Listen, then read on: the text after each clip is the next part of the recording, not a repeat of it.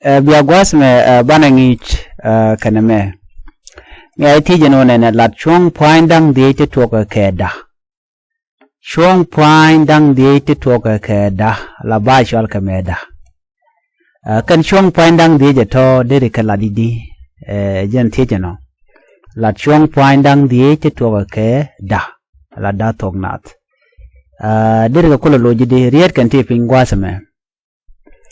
kan chuang point dang di te tonten chalat gwasme na de kon ajik to kon ke mishal ke me dop to kon ke dirinyin to kon ke dia wech to kon ke dar to kon ka dong no dong dar dia wech dirinyin dop no titini ke chuang point te karan kel no dop me terar dop terar diringen tere jemi rei point re jemi rei je to panya la jidu cetarar dia wech tere jemi cetarar dia wech tere point re jemi der jen terar point jen chale daro dong terar ba no chetre jemi terar point no kanditi career da kono ay jogo no ladriet no ti toga keda bi chularo dopatin dirinyenatin dia wajatin daratin dongatin dong dar dia waj dirinyen dop no dop dirinyen dia waj dar dong temugoro bukul lalet gwasame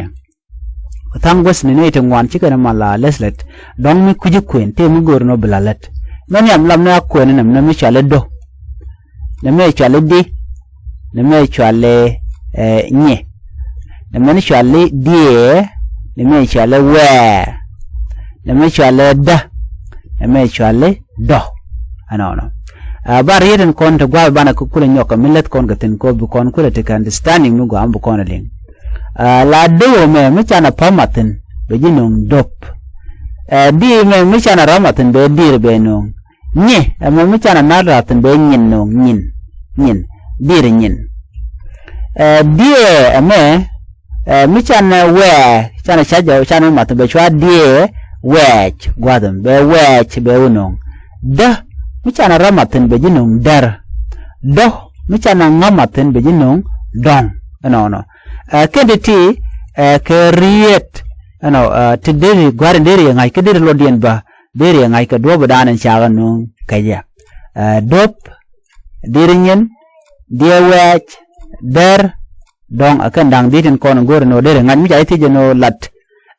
riet point dang di ke chong point dang di to ka da buka chu gor kan da tone ana ban nyo je ka ngi do dien chu per jeno bi channel bi support bi subscribe